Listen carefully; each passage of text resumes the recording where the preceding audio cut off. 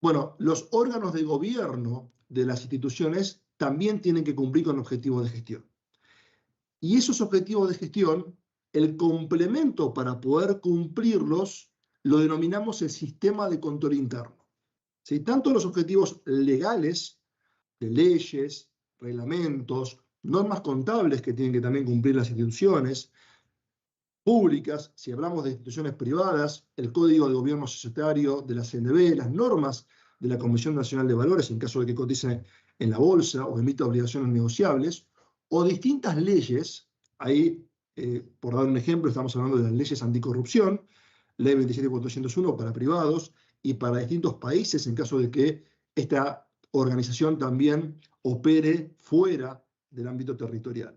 Y también objetivos de resultados que persiguen esas decisiones, ¿no? De eficacia y eficiencia, de calidad de información y protección de activos, como vimos en las decisiones individuales. El sistema que emplean las organizaciones para poder acompañar esta gestión se llama sistema de control interno. Y uno dice, bueno, ¿qué es un sistema de control interno, ¿no? ¿Y cómo llegamos al compliance? Un sistema de control interno que parece algo abstracto, en 1985, luego de una ley anticorrupción de Estados Unidos de 1977, la FCPA, que pena o penaliza los actos de corrupción transnacionales, ¿sí? Cuando los funcionarios públicos iban, o las empresas en realidad iban hacia otros países y sobornaban a funcionarios públicos, en 1977 nace una normativa que penaliza esto, que a la postre es lo que vimos en el caso de Lavallato, por ejemplo, el caso de Brecht y varios casos emblemáticos como Siemens, ¿sí? De penalización de varios miles de millones de dólares y también con funcionarios públicos penalizados y también empresas privadas. En 1985, a raíz de esta normativa que exige que las organizaciones privadas tienen que implementar un sistema de control interno para evitar el soborno transnacional, 5 organizaciones americanas crean lo que se llama el sistema de control interno COSO por sus siglas en inglés, ¿sí? Bueno, COSO significa Committee of Sponsorship of the Organization of Tradeway Commission. Es una sigla que no viene mucho al caso, pero para que sepan, son 5 organizaciones que crearon esto y que hoy se utiliza en todas las organizaciones privadas principalmente, pero también es referencia para organizaciones públicas de amplia aceptación. Y explica que es un sistema de control interno y que básicamente se compone de 3 caras. La primera, sus componentes principales, que es el ambiente de control, es decir, cómo la organización o la institución se posiciona frente a una buena gestión, es decir, si define presupuestos, si define una estructura adecuada con sus objetivos, si define adecuada capacitación para su órgano de gobierno y para su primera línea y así hacia abajo, si luego define un sistema de evaluación de riesgos que pueden afectar el objetivo del cumplimiento de las estrategias trazadas o de las políticas públicas en el caso de un organismo público, si además para esos riesgos de eficacia y eficiencia, información y fraudes como vimos antes, y de cumplimiento legal y regulatorio, ha definido controles que mitiguen esos riesgos que nos afectan los objetivos definidos a nivel de órgano de gobierno, la información y comunicación, es decir, cómo aseguramos que las personas encargadas de ejecutar esos controles y de evaluar esos riesgos están debidamente informadas de sus responsabilidades, y cómo identificamos también que esos procedimientos que implementamos son efectivos. Muchas veces se escriben procedimientos que luego no se utilizan, ya sea porque están mal diseñados o mal implementados. Y la idea es no llegar ahí, pero la capa negra que está abajo son las actividades de supervisión, esto por las siglas en inglés, la traducción de surveillance, que sería, bueno, si todo eso falla, la estrategia, la gestión de riesgos, los controles y la información, bueno, ya sea una auditoría interna que detecte el desvío, externa, ¿sí? La SIGEN o la AGN en el caso de la administración pública, o la interna en el caso de las cámaras, ¿sí? O en la parte privada también, una auditoría interna o externa, o directamente organismos de supervisión externos, como pueden ser organismos reguladores, o bien Ministerio Público Fiscal, o el Poder Judicial, ¿sí? Entonces, hacemos todo esto para no llegar a esas instancias, ¿no? La definición de las estrategias, análisis de riesgos, actividades de control y adecuada información y comunicación. ¿De qué tipo de riesgos estamos hablando? Los que vimos al principio. De que cada decisión que tomemos lo hagamos en cumplimiento con una normativa que nos atañe a esa decisión, que registremos adecuadamente y transparentemos esa decisión en la medida de un buen balance también con la confidencialidad que esa decisión implica y con la protección también de los datos que estamos utilizando para esa toma de decisiones y desde el punto de vista de la eficacia y eficiencia que impacta nuestra decisión en los recursos institucionales. Esa es la capa de arriba, ¿no? Y la capa de la profundidad implica a quiénes se aplica, a todos, a la entidad en su conjunto, a cada división, a cada unidad operativa funcional y a cada función en cada metro cuadrado que nos atañe a nosotros, ¿sí? Si uno desmenuza el sistema de control interno a los objetivos principales desde el punto de vista de control interno de un órgano de gobierno, de cualquier institución pública o privada, cotice o no cotice en la bolsa, podemos separar 5 pilares principales. Uno que tiene que ver con las responsabilidades del propio funcionamiento de ese órgano de gobierno. Estatutos, leyes, reglamentos y cómo traduzco las decisiones hacia abajo para que sean cumplidas y sean funcionales a los objetivos organizacionales. Ahí vamos a tener actas de directorio en el caso de las organizaciones privadas, vamos a tener resoluciones en el caso de las organizaciones públicas, ¿sí? ¿Cómo formalizo eso, no? En tiempo y forma. Pero a los órganos de gobierno también les interesa otros elementos. Uno es la gestión de riesgos, es decir, la identificación de procesos y subprocesos de la gestión y en la evaluación de los riesgos desde el punto de vista de la eficacia y eficiencia, información, fraude y cumplimiento, de cómo impacta cada uno de esos subprocesos. Y me refiero a temas de compras, temas de pagos, temas de tesorería, temas de recursos humanos, alta de personal, usualmente todo lo que impacta en principio financieramente a la institución, ¿no? Todo aquello que obliga a la institución frente a terceros, debemos identificar un riesgo desde el punto de vista de cómo puede impactar eso a la institución. El tercer pilar tiene que ver con lo que llamamos las segundas líneas de defensa, es decir, áreas que definen normas que son de cumplimiento obligatorio. Hablamos, por ejemplo, del área de compliance, y ahí empiezo a introducir el tema, que en las organizaciones privadas es un área que define políticas de buena conducta, ¿no? O sea, un código de ética, que son las conductas esperadas de los miembros de la organización, corriéndome un poquito de la parte privada y aunando con la parte pública, políticas de conflictos de intereses, ¿sí? Intereses que pueden colisionar con los intereses de la institución, cómo declararlos, cómo resolverlos, cómo segregar funciones para prevenirlos, cómo implementar controles compensatorios para que un conflicto de interés, por ejemplo, que uno tenga un vínculo laboral con un pariente o tenga una posible contratación como departamento de compras a un potencial proveedor que también sea pariente o que haya intereses, o entre dos funcionarios públicos o dos agentes o dos empleados en la parte privada donde uno tiene el rol de controlar al otro y tienen un negocio en común. Todo eso son políticas que va desarrollando el área de compliance. Otra política típica es la política de regalos y atenciones, ¿sí? Cómo defino criterios como para poder recibir u otorgar regalos en un ámbito ético donde no sea interpretado ese regalo por un tercero independiente como el ejercicio de una influencia indebida.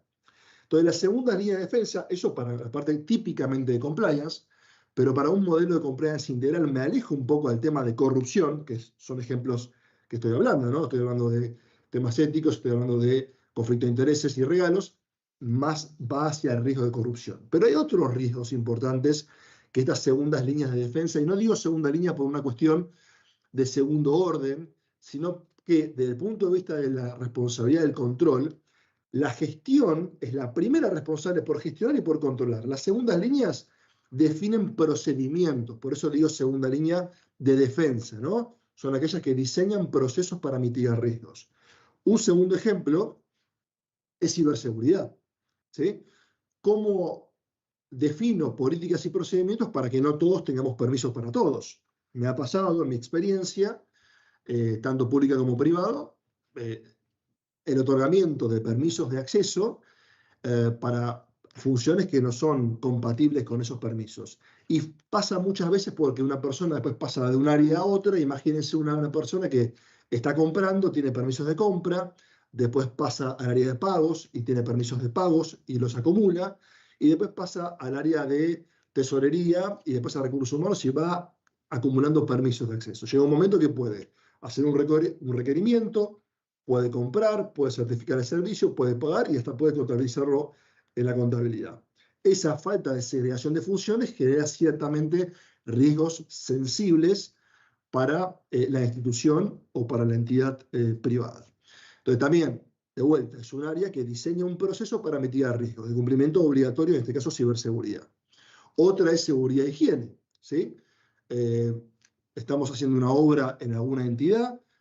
Probablemente el director de obra tenga una jerarquía superior al área de seguridad y higiene, pero lo que dice el área de seguridad y higiene es obligatorio. Si tenés que subir con un arnés para trabajar en altura, tenés que subir con un arnés para trabajar en altura.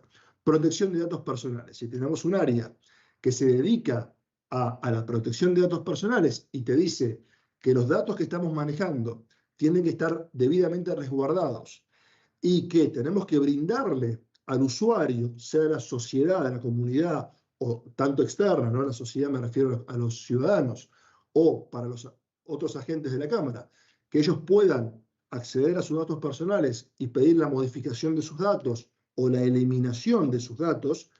Por supuesto, no hablo de datos de empleados porque se necesitan para poder liquidar los sueldos y para poder realizar otras gestiones, pero hacia una empresa o una entidad que uno dice, mira, esos datos son míos, los quiero cambiar, uno tiene que brindar las posibilidades para poder hacerlos y resguardarlos. Además, es un derecho constitucional. Entonces, las segundas líneas de defensa son áreas de control que se dedican, en resumidas cuentas, a diseñar procesos para mitigar riesgos. El cuarto pilar es la auditoría interna.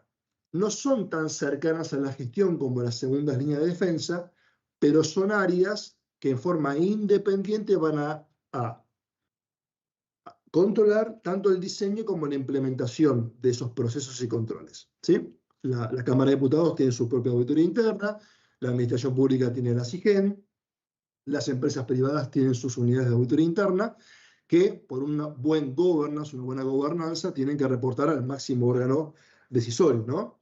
Porque tiene que estar independiente totalmente a la gestión y también a las segundas líneas, que son las que desarrollan típicamente los procesos que la gestión implementa.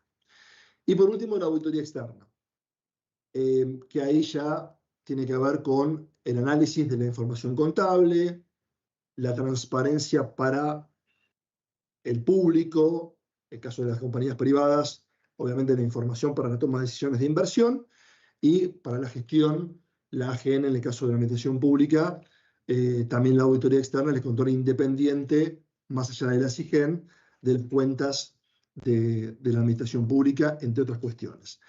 Esto es el soporte que tiene el órgano de gobierno desde el punto de vista del sistema de control interno para la toma de decisiones, como vimos el soporte que puede tener un individuo cuando hace el control de su decisión para evitar riesgos de eficacia y eficiencia, información, fraudes y cumplimiento. Si uno extrae estos elementos y dice, ¿qué de todo esto es compliance? Bueno, típicamente estamos hablando de estos dos pilares. Todo lo que es la gestión de riesgos y el mapeo de riesgos, que hay una metodología para poder mapear riesgos y para saber dónde tengo problemas y dónde tengo que ajustar procesos, y todo lo que tiene que ver con las segundas líneas de defensa, o sea, las áreas que generan procesos para mitigar esos riesgos y procedimientos, ¿no? Y también, atado a eso, el establecimiento de un sistema normativo de fácil acceso para todas las personas que tengan que consultar estas normas y de manejo de confidencialidad de esa información y de manejo de obsolescencia de esos procedimientos. Les voy a dar un ejemplo, ¿no? Si yo extraigo esos dos pilares, llego a este modelo de compliance integral que la Universidad del Museo Social Argentino hace ya muchos años, y también desde la experiencia práctica en Argentina y en otros países, hemos implementado, estamos, por supuesto, difundiendo, ¿no? Como herramienta de gestión. Imagínense lo siguiente, ¿no? Si yo tengo un proceso de compras, algo que realmente trae sus problemas, que genera partidas presupuestarias, salida de fondos, que tenemos que estar atentos en cualquier institución y organización. Si yo voy por el eje rojo de integridad, ¿sí? Lo que voy a asegurarme es que no haya ningún hecho de corrupción vinculado a la compra. ¿Sí? Implemento procesos de debida diligencia, de conflicto de intereses, de política de regalos y demás, para poder detectar, si me pongo desde el punto de vista del privado, ¿el privado qué va a hacer? Va a hacer un proceso de debida diligencia del proveedor para saber si atrás no hay un funcionario público, donde puede interpretarse que la compra está direccionada para obtener una ventaja indebida. ¿Sí? Desde el punto de vista de la función pública, lo mismo. Voy a asegurarme de que no tenga en esa compra un vínculo de conflicto de intereses entre el comprador o el organismo tal de beneficiar a un privado. Todo ese mundo lo abordamos con código de conducta y políticas, debida diligencia, política de conflicto de intereses, política de regalos, capacitaciones y también líneas de denuncias, que es uno de los elementos de un programa de compliance. Ahora, esto es el compliance más tradicional, más típico, ¿no? Que en Argentina nace atendiendo a la problemática de la corrupción. Pero no es solamente eso lo importante. También es importante que la compra esté debidamente registrada en los sistemas. Que la compra esté activada si es un activo, que esté imputada al gasto si es un gasto, segregar adecuadamente las funciones, tener un adecuado nivel de acceso a los sistemas para no tener incompatibilidad de funciones. Todo eso tiene que ver con el eje de control interno, ¿sí? Sobre estados financieros. Recuerden que les decía, cumplimiento legal y información es otro tipo de riesgo. Entonces, el eje de información, de cómo imputamos contablemente y extracontablemente la información, contabilidad de gestión me refiero, tiene que tener también su soporte de controles internos para asegurar que esa compra esté bien registrada. Ahora, esa compra también puede estar hecha una parte relacionada. Abstraigámonos un poquito de la función pública, pero la función privada, una organización, una empresa, puede tener múltiples empresas en un mismo grupo económico y se cotiza en la bolsa. Yo puedo utilizar una compañía relacionada para desviar fondos en detrimento de los accionistas minoritarios. Puede pasar también lo mismo en la función pública. Puedo tener áreas relacionadas que transfiero, ¿sí?, recursos en detrimento de las políticas públicas que tiene esa área en particular. Entonces, bueno, acá también se implementan procesos para asegurar, por ejemplo, que la compra a una parte relacionada sea en condiciones de mercado, que no haya una manipulación de elevar el valor de esa contratación para transferir recursos de un lugar a otro en forma artificial.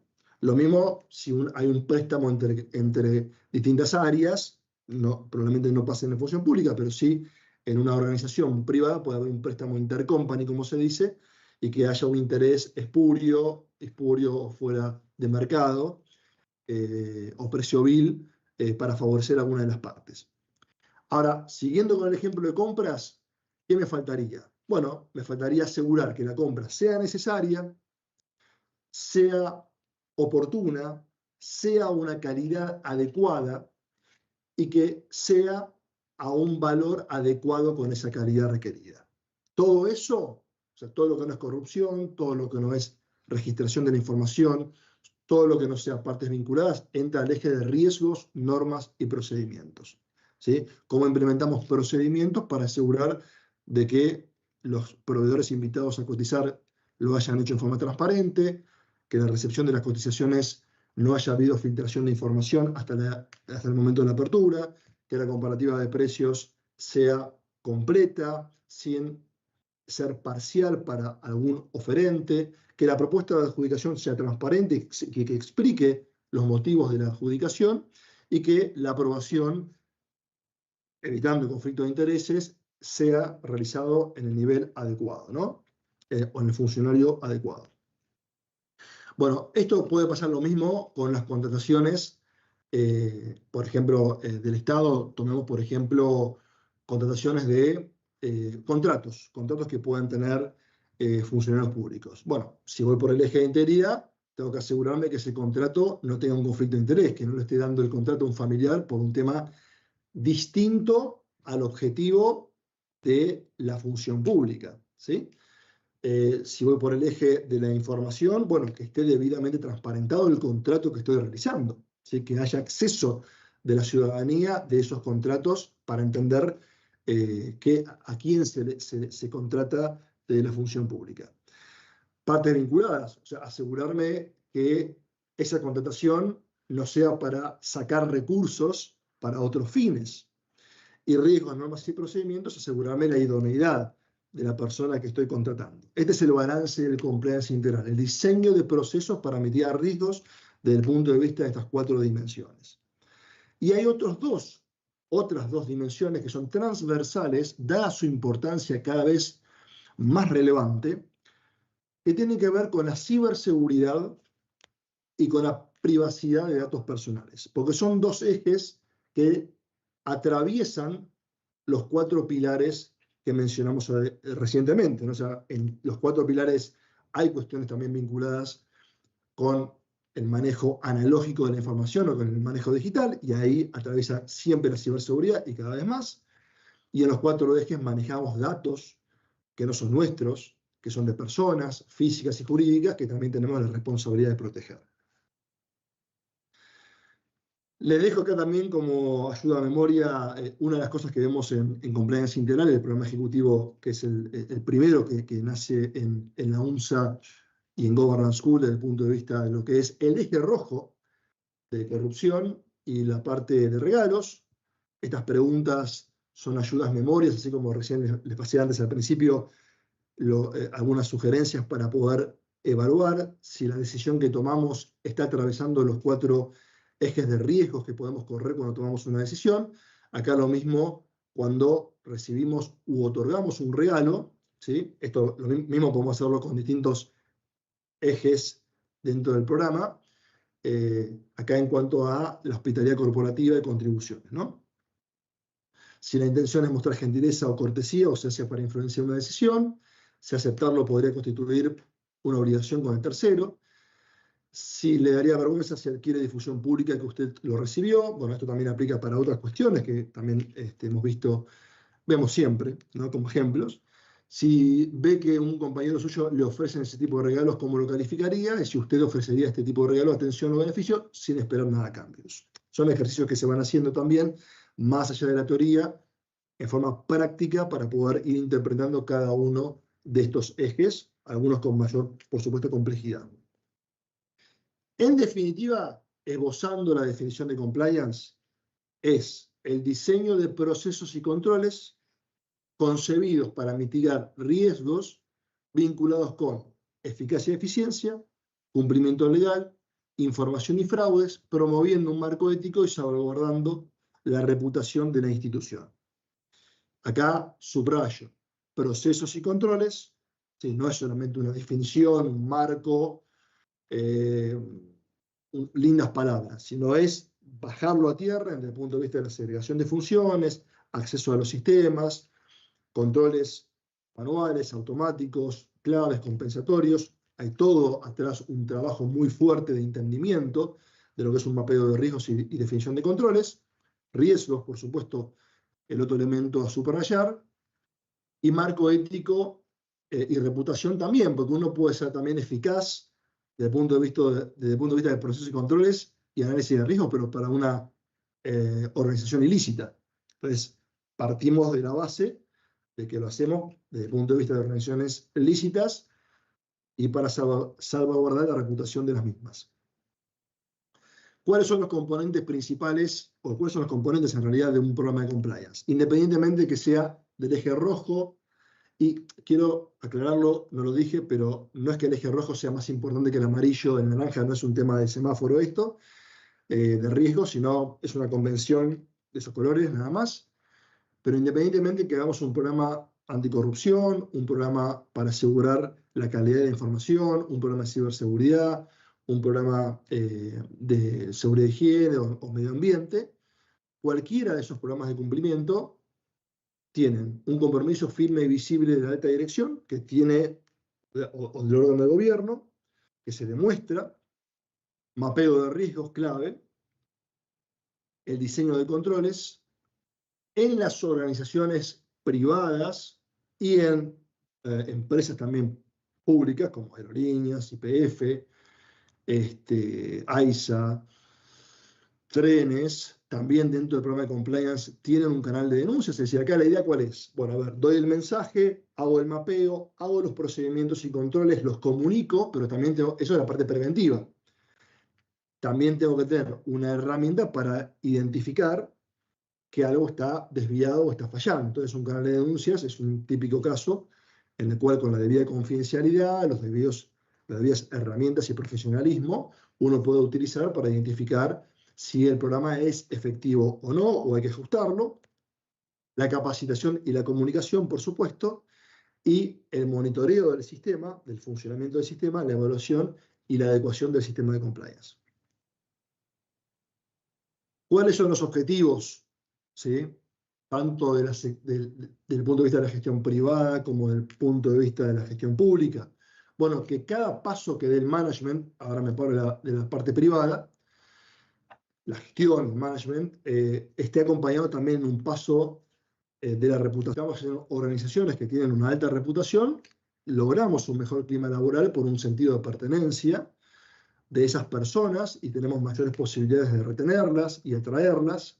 Mejoramos obviamente con eso la eficiencia, reducimos el fraude, podemos tener de esa manera negocios sustentables, atraer capitales y crecer y liderar el ecosistema en el cual interactuamos y además lo hacemos por un tema de cumplimiento legal. Fíjense que nuestra filosofía es además, no es que lo hago por un tema coercitivo o por un tema de conveniencia. Generalmente siempre estos programas, y yendo a la regla de las 3C, coerción, conveniencia y convicción, empieza por un tema de coerción. Esto lo tengo claro, ¿no? Hubo un problema, un caso, cuadernos, por ejemplo, estamos de acuerdo. Pero bueno, he visto casos en los cuales en organizaciones empezó por un tema de coerción o de conveniencia o cálculo, para tener una cuarta C, y termina por convicción porque después a la postre termina teniendo mayores eficiencias. Si uno tiene ordenado los procesos, ordenado los controles, es un buen soporte para la toma de decisiones y terminamos reduciendo el fraude. Hay estudios concretos, y ahora lo vamos a ver, que el 5% de los ingresos se ve en fraude. ¿Sí? El desvío es un 5% de los ingresos brutos de los presupuestos, es mucha plata, es mucho recurso. A la postre de un PBI.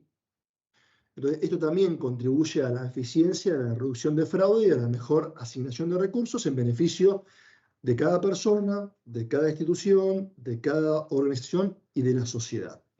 Si me voy a la gestión pública, tendiendo un puente, esto es complementario, no es estanco, el paralelo es lo mismo, ¿no? Que cada avance en la gestión esté también acompañado por una consolidación en la reputación.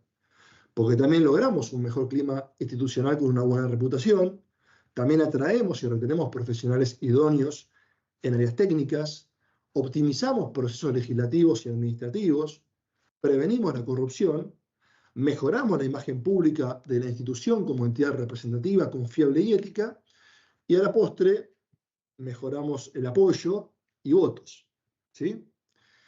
Y además, por un tema, por supuesto, de cumplimiento con la ley, Código Penal, Convención Interamericana contra la Corrupción, por dar un ejemplo, y con otros compromisos internacionales, por ejemplo, el acceso a la OCDE que el país asumió. Acá les muestro casos de mala reputación, público-privada, donde terminó en bancarrota, terminó con funcionarios condenados, o inclusive con destino incierto de las compañías. Caso Petrobras, Odebrecht en Brasil, pero que atravesó también otros países. Caso Wirecard en Alemania, o Enron en Estados Unidos. Y caso de la Baring Brothers en Europa, ¿no? O sea, acá básicamente uno tiene que ver con corrupción en altos mandos del gobierno y altos mandos de la organización. El segundo tiene que ver con temas de manipulación contable, donde por manipular contablemente desaparecieron las compañías y muchos inversores quedaron en la calle, inclusive gente donde su jubilación estaba reservada en inversiones que tenía en el caso de estas compañías. Y por último, el caso de Baring Brothers, es una compañía, de hecho es emblemática, una compañía de 200 años de historia, donde inclusive la reina de Inglaterra tenía cuenta ahí, fue el banco que le dio el primer empréstito de la República Argentina de 1 millón de libras esterlinas en la época de Rivadavia.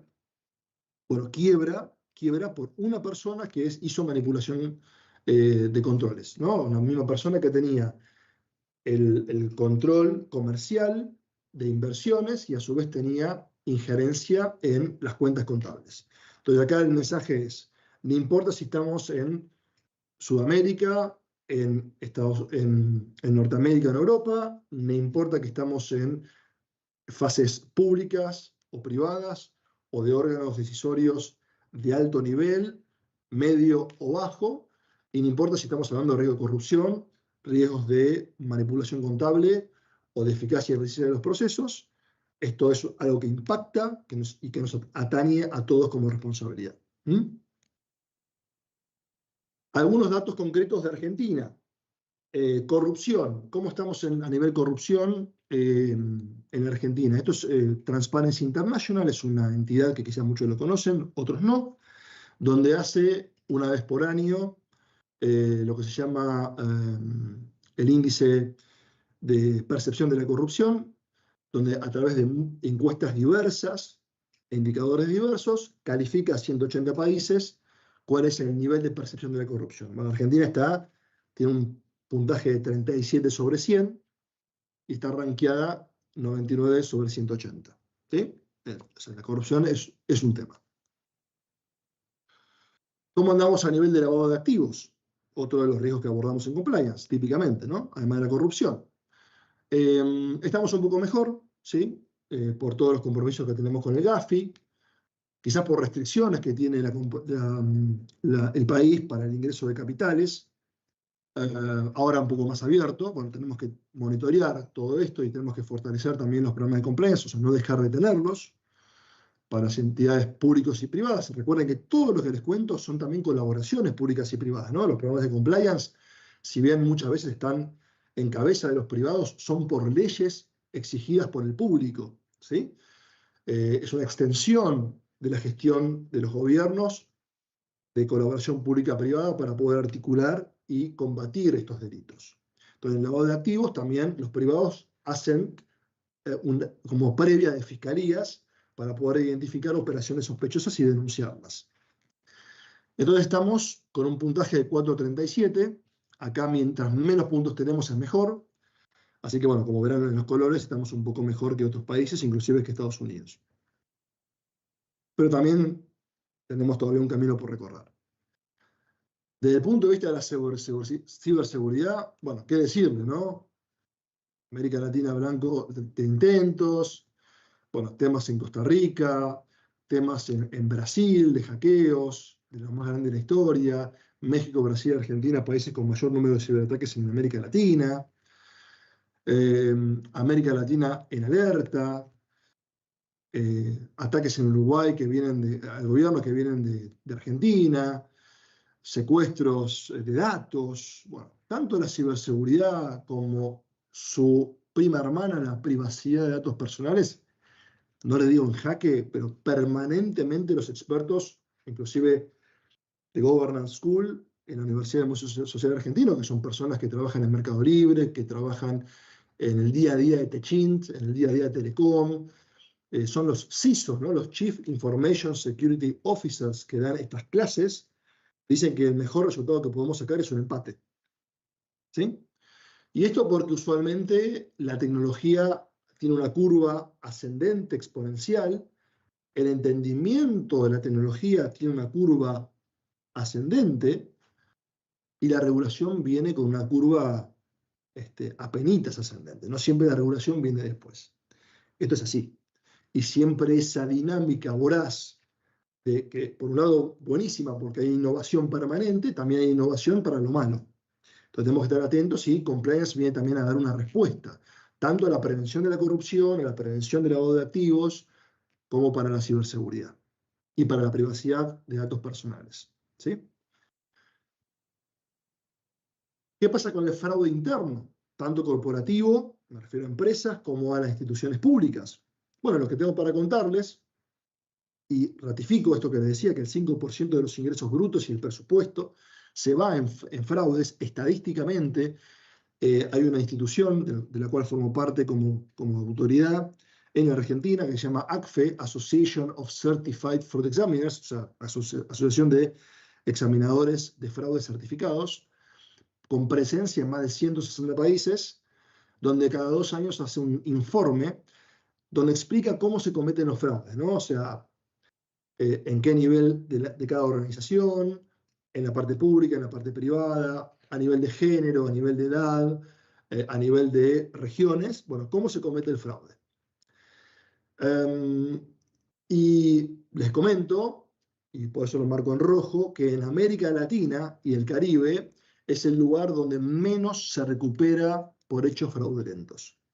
El 3% de los casos se pueden recuperar los fraudes, el 25% de los casos hay una recuperación parcial y en el 72% de los casos nada es recuperado. ¿Sí? Entonces también tenemos otro desafío, además de la corrupción, del lavado de dinero y de activos y de la ciberseguridad y de los datos personales, desde el punto de vista de fraude interno. Compliance, a través del diseño de procesos para mitigar riesgos, también aborda la prevención de fraude, la detección y la respuesta. Acá algunos números de fraude para que vean, ¿no? Tuvimos 26,7 billones de dólares estimados, tenemos para 2025 sobre un PBI global de aproximadamente, hoy en día les diría, 115 billones de dólares. ¿Sí? Sumando corrupción, sumando fraude, soborno, evasión fiscal y demás, y ciberdelitos, llegamos a ese número. Esto a nivel mundial. Y para ir finalizando, ¿no? ¿Cuál es la respuesta académica y práctica hacia esto que les presenté?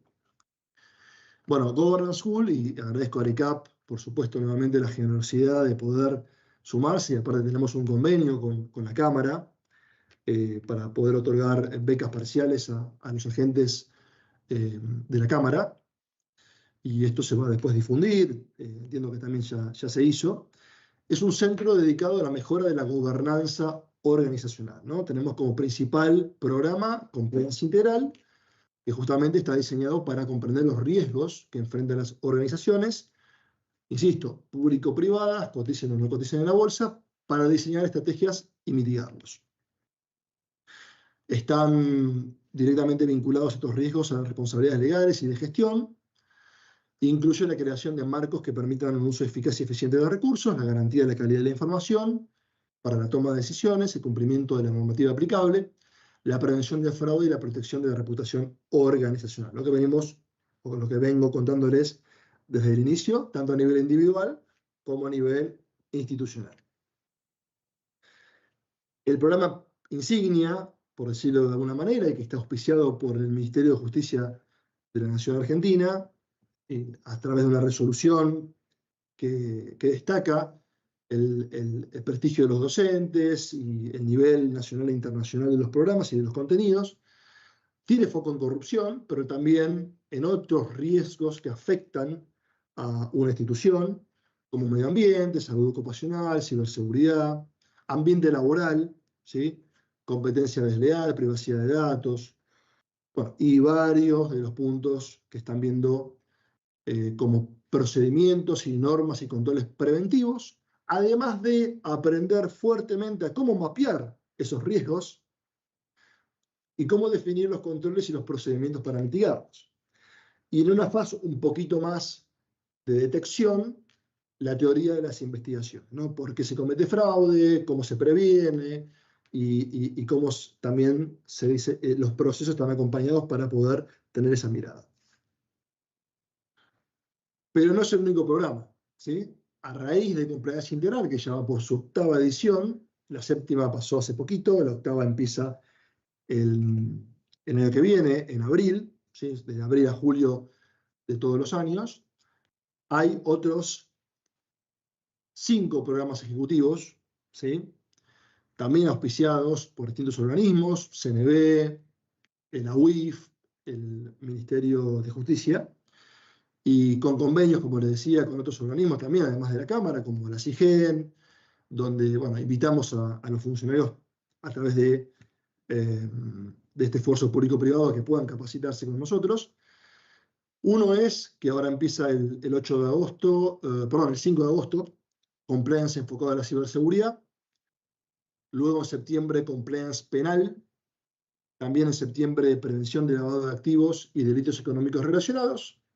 En octubre, el de privacidad de datos personales. Y también ya para 2026, porque la cuarta edición terminó también hace poco, en mayo, la de Crypto Compliance. O sea, en todos los casos, integral, con una mirada vasta de lo que es el compliance para distintos procesos, y el resto de los programas con una mirada específica, especializada para determinados procesos estratégicos de compliance integral que entendemos hoy en día son sumamente importantes para la gestión, ¿sí?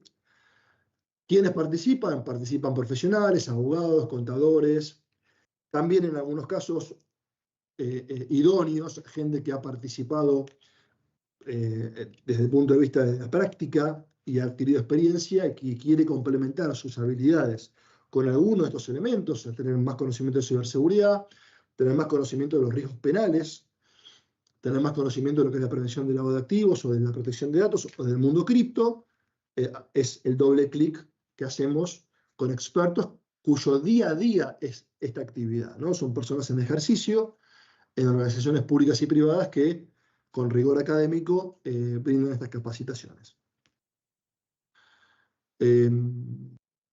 Hoy en día, para ir cerrando, tenemos más de 300 horas anuales entre todos estos programas ejecutivos de capacitación, más de 400 profesionales que han egresado de estos programas en 14 países. Acá les muestro un pantallazo de la experiencia que tienen los gerentes y directores de los cuales brindan su conocimiento como en la docencia de estos programas. Y los países, además de Argentina, donde hemos estado, bueno, no sé si se ve, pero para cada una de las fotografías atrás está el modelo de compliance integral con distintos órganos de gobierno y directorios que hemos transitado el intercambio de conocimientos de la materia de compliance.